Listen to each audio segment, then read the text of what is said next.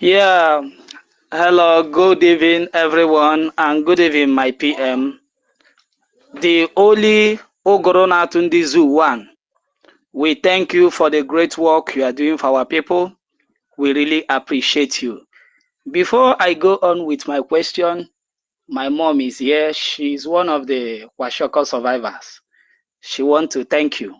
Please, I just want to give her phone. Hello, sir. I really want to tell you thank you for all that you have been doing and all the pressure that you have been keeping and putting this our people. Because I have been dreaming a day this Biafra will come to pass. I know that I suffered it in my own time. I am praying that let Chukwu Okike Obioma be with you. At the end, me self being alive to experience it that at last I saw the Biafra come to existence.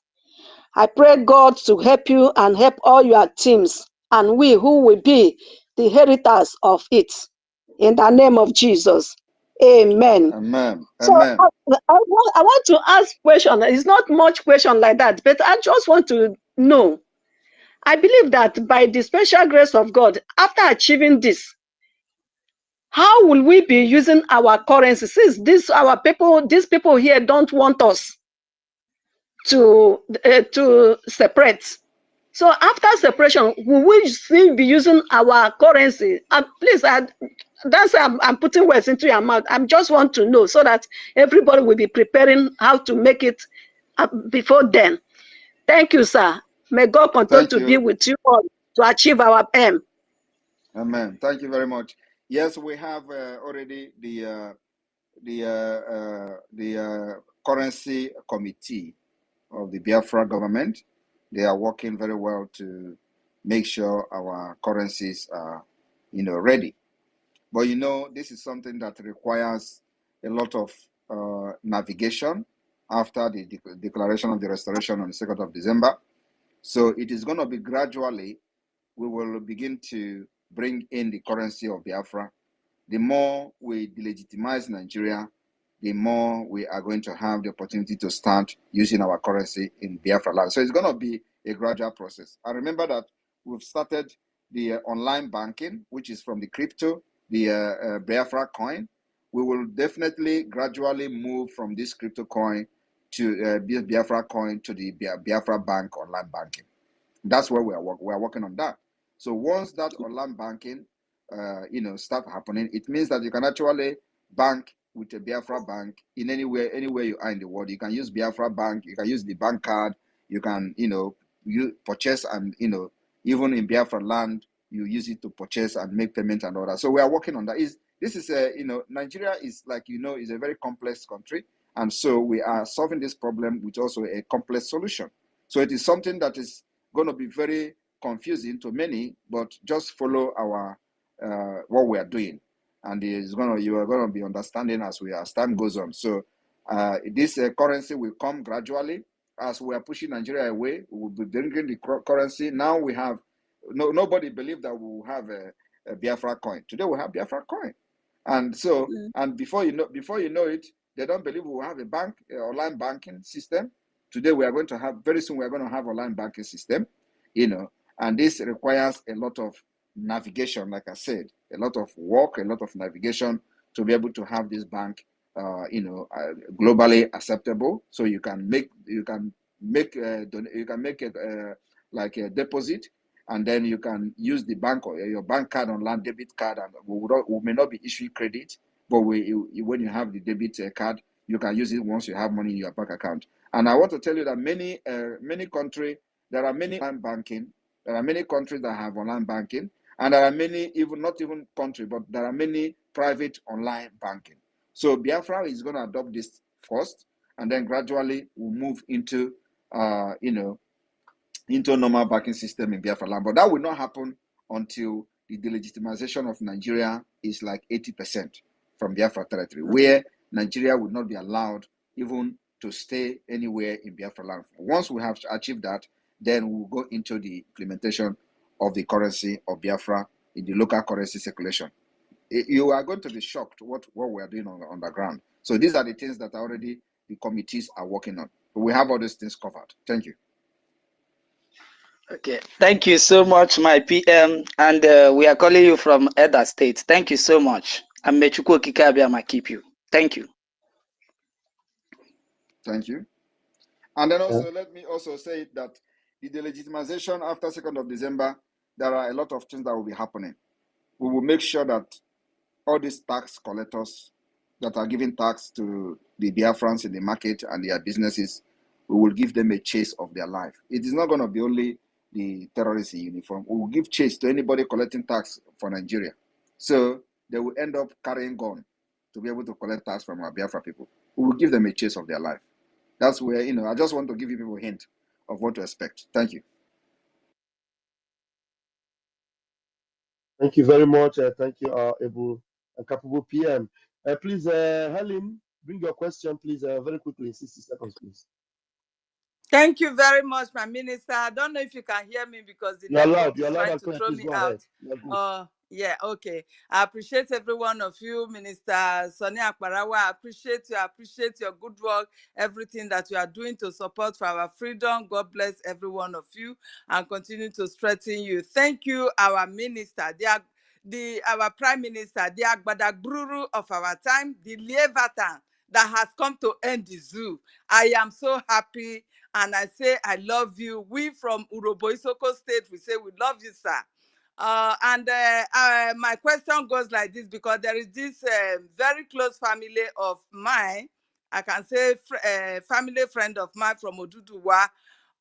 They have been so worried of their safety if Biafra should come, that their people, they are not ready to defend themselves. Like the Fulanis are going to ravage them immediately Biafra will leave. If they will be permitted to cast their vote now and keep their voters card, when Biafra come, if they will be allowed to nationalize for Biafra nation. So I said this is a concern that I have to put before you, sir. Thank you very much, sir. We don't want to be addressing the issue of who want to nationalize now. That is too forward. Let them help us and support our freedom first. And then later on, we will talk about that. It is not now that we are fighting to free ourselves and people will be interested in getting our nationality. I don't know what kind of over speed is that. Let them pray and support us financially. We have the IOU that is open for everybody. So the IOU may serve as a pathway to Biafra citizenship, of course, based on individual assessment. So there are countries that are doing citizenship by investment, for example.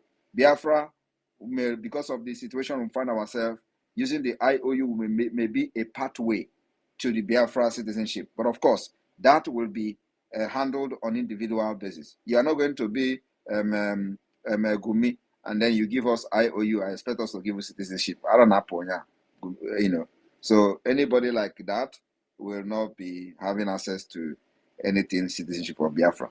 But if you give us IOU, if you sign our IOU and support Biafra, we will assess your situation individually. And if we see that you meet the requirement and you are not a terrorist and all that, well, you pass the requirement and all that, then you don't have any. I think it will be a pathway to the the program we are going to run on citizenship by investment, for example.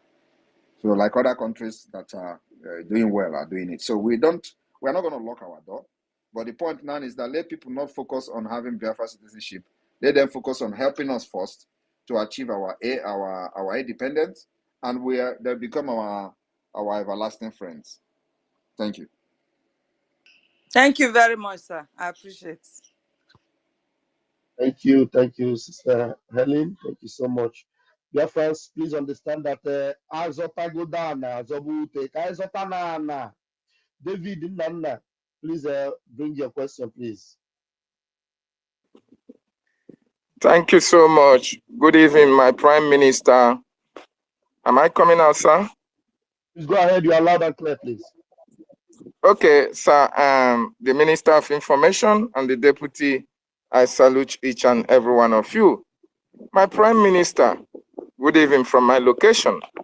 My question is this, my Prime Minister. Recently, We have seen you having meetings with senators from all around the world, especially from the US Congress. I want to ask you, Biafrans want to know, when you meet all these lawmakers from this part of the countries, and when you tell them of the plight and atrocities of the Nigerian state against Biafrans and indigenous populations, what are their reactions? Do they feign ignorance? And secondly, what are they doing if after telling them about the still incarceration of our leader Mazen Nandoku Kanu, what are their reactions and what are they doing towards penalizing Nigeria for the atrocities committed against our leader? That's number one question. I don't think you are actually asking me to start explaining details of the meeting I have with the Congress. But what thing I have to tell you is that when I have this meeting with them and explain what is going on, many of them are shocked. They are shocked for the fact that nobody has ever brought the issue to them previously until now. That is number one shock they are getting, that this whole thing is happening and nobody has actually brought it to them. And so after that shock, we'll begin to discuss and brainstorm on what can be done. And those brainstorm on what can be done is where we are now. So everyone I have met has showed their sympathy to Biafra people. And of course, the next is to brainstorm on what can be done and how it could be done. So we are there, we are on that particular stage now. So, and there are many people I'm still going to meet anyway. Many of the Congress and other, policymakers and all that I'm still going to meet. So there are many of them. And this is not something of 1 month, 2 months, 3 months, or even 1 year. This is something that is going to be a very long-term work, So, and that, of course, involves some kind of hearing. They're going to organize a hearing at the end of the day where this issue will be raised, and maybe, somebody from the government of Biafra will go there to answer some question or maybe make some presentation. So these are the processes. I don't know if I can ask my second question. I can't hear my PM. You can't hear PM? That means you need to go out and come back again because your net system might be having problem. PM is responding to your question already. Okay? Go out and come in again. PM, sir, go ahead, sir, if you're still responding. No, I've responded. Thank you. Okay, sir. Okay, sir. Please, Mary, bring your question. Please be precise and make it 60 seconds. Those other people in the room, please raise your hands. Thank you. Thank you. Thank you very much, Pastor Vam. Good evening, Awaitere Kondo. Good evening, sir.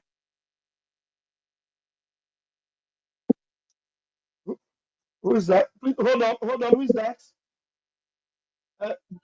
David, please hold on. You're going to come back. Somebody else pick the microphone. Let her finish, then you come back, please. Just hold on. Mary, please go ahead. Thank you very, very much. Thank you. Itiare Kondo, Ekomdo Information Minister. Everyone, all Biafran, so you come. Good evening, everyone. Sir, please, I have one question for you. Like our forests, our bushes, because we are declaring our freedom. Our freedom is not for only humanity, it's all for the nature. What I mean is like in our tree, our animals, the Nigerian government, the way they make things difficult, they don't scare even human being, talk less of our animal. And we are losing a lot in our nature. Especially our tree, like, old tree, very long years. But now we don't have those things anymore. Sir, please, I'm asking, very soon we are declaring our nation. Are we going to have law to save our nature too? Because already our people don't even know, like, it's not only woman you can save. They destroy everything. Sir, please, the Biafrans, our nation, are we going to have mercy for the humanity, like to leave our nature grow and to turn for who we are. Thank you, sir. That is my question. Can you hear me? Yeah, PM, did you get her question? If not that this question is coming from you, I would just say no, because I see it as, because you have asked this question before and I've addressed this question. And how can you be expecting that we don't have love for animals? No, So, I but did that not is the ask. So listing. this is the first time, sir. Okay, but I have addressed this same question several times. So Okay. yes, we're going to have that. Okay, thank you, sir. Thank you very much. Thank you. Thank you. Thank you, Mary. Thank you so much for coming up with that. David, please, if you can hear the PM, can you hear the PM now, David? Yes, I can. Okay, go ahead and bring that other question. Okay, my number 2 question, my PM. We have the 40 United States of Biafra. I want to know, you see, it is really, really very difficult for Biafrans to come to the acceptance of a one particular place as the capital of Biafraland. How were you able to make it very possible that even after declaring Ebube as the confederating capital of Biafra, there was no state that was murmuring, oh, FCT should be in Enugu or in Aba or in Iguacha. But once that was declared by you, there was no murmuring or wrangling among our people.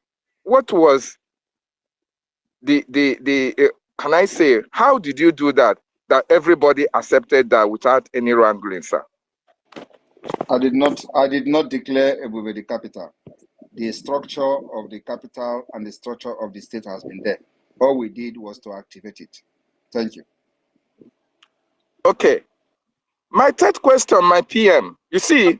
Master David, hold on, please. The question you asked and the way you put it contradicted the points you made at the end of the day. You said Biafrans are hard to convince to come to terms of agreeing to one thing. Then at the end of the day, you said when we declared Ebube as the capital, they did not come back fighting again. You've contradicted everything you're saying.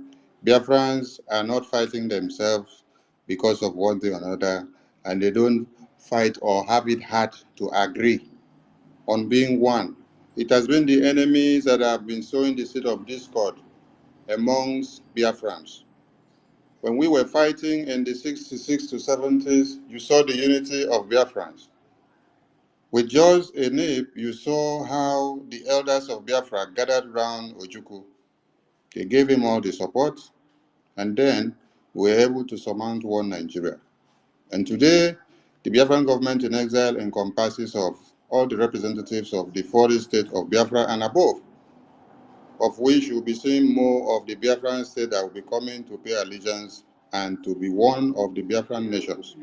So Biafran people are united and they don't have this share of dissociation or hating themselves or fighting for one thing or had to agree to come together. It has been the way one Nigeria has wanted that narrative to be going. So going forward, every Biafran should desist from accepting that to be who you are. Thank you. Thank you so much, my Minister of Telecommunication, for that correction. Thank you so much.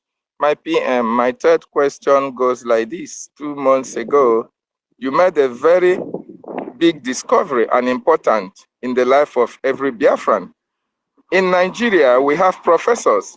We have those who call themselves learned colleagues. But you are the only person that came out to be able to tell us and prove to us that while we were studying geography in schools in Nigeria, we have north, east, west, and south. How was it able that all these years, Biafran territory, southeast was placed on the other side of the map instead of being in the real original and geographical location that is it's supposed to be all around the world? Was it because there was a voodoo that was used against the whole Nigerians, Or what was responsible for you discovering this? Even when you went to school while still in Nigeria, nobody was able to pinpoint that error from the government. I think the question you should have been asking is that after I have raised that issue, do you hear anybody discussing it still? And I don't know how we were able to pass the geography. We went to write exam of the geography in the school, and then they say North Pole, South Pole, and at the end of the day, you pass the exam. That's actually what I still don't understand. But if you look at the map, you know that that is, and on top of that, they created something called South-South. Yet, people accepted it. Yet, those who call themselves professors, including those who parade themselves at the learned one, like you hear them carrying fine, or Patutomi, all of them, they accepted it. All these people accepted South-South.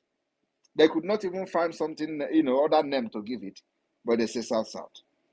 They would have said maybe Southeast 2, or Southeast 2nd, Southeast 1st, Southeast 2nd, and even the Southeast is wrong.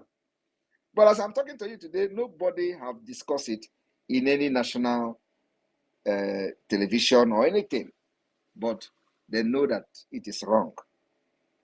So it is the reason why the people are not discussing it is because, one, Nigeria was designed for people not to pay attention to something that is realistic.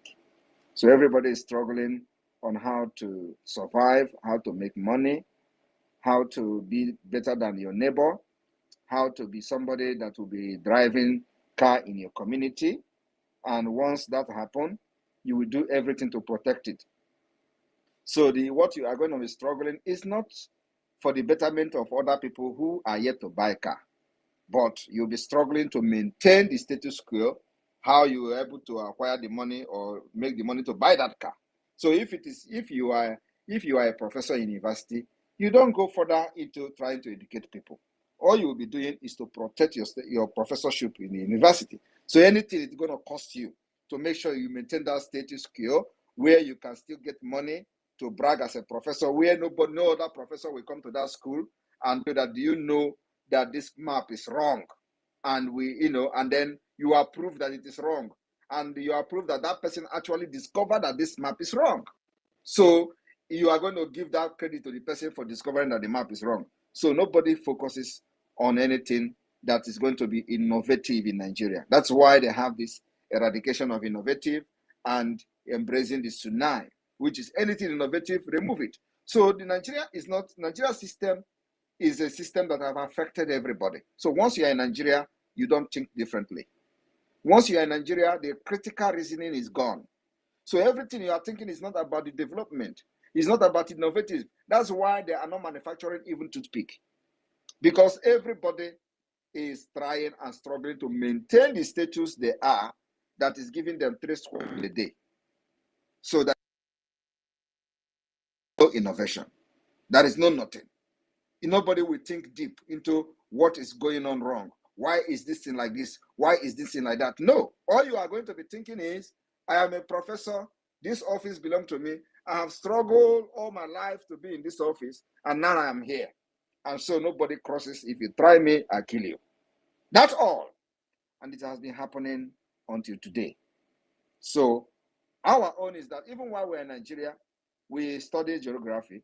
Like, we did not have that critical reasoning to say, but these guys are teaching us this. Now go to Nigeria map. Where is the southeast, so-called southeast? Where is so-called south? Is there anything like that in the map? There is nothing like that. But now we are thinking freely. So we're able to think deep, to be noticing all these problems. As I'm talking to you today, there are many things many people don't know. Like you see this man who come here to say he's a 40-year-old man in Nigeria. He doesn't know. He wants to know the boundary. He wants to know the people where Biafra share boundary. And we posted the map. And in that map, he can see the border of Biafra. He can see Amazonia there. He can see Benue there. He can see other places. And he can see Edo there in that map. Even with him seeing the map, he doesn't even understand what is boundary. Because actually, if he understood what is boundary, he will not come here to ask me, who do we have boundary with? Because it is there in the map that I posted. That is the average Nigerian. They are not thinking deep. They are not thinking innovative. They are not thinking how to develop anything. It is all about maintaining their status. That's why some of them, when you talk about this freedom, they will be thinking about how they are going to lose what the job they have. How they are going to lose the property they have acquired. No, so now we're going to lose my property and nobody else will come and I will lose my property and I'm not a property owner again. And they don't know that you are not actually losing a property. You're actually going to gain more than the property you have. And they don't even know that the property they are trying to protect is not secured. There is no guarantee that they will wake up tomorrow and that property is there. They can wake up tomorrow and they will destroy and demolish that property. They go down to square one. That is what they don't know. And once that happens, they will run back to us. You see this Biafra, we will fight it too. Then you have succeeded in poisoning the mind of many people through your actions that you have had in the past when you are having your house, when it was not demolished. So my brother, the reason is many. Nigeria was designed so that you can never think well like a human being. And that is the difference we have by those of us who are not in Nigeria and those in Nigeria. They are only thinking of protecting their status today.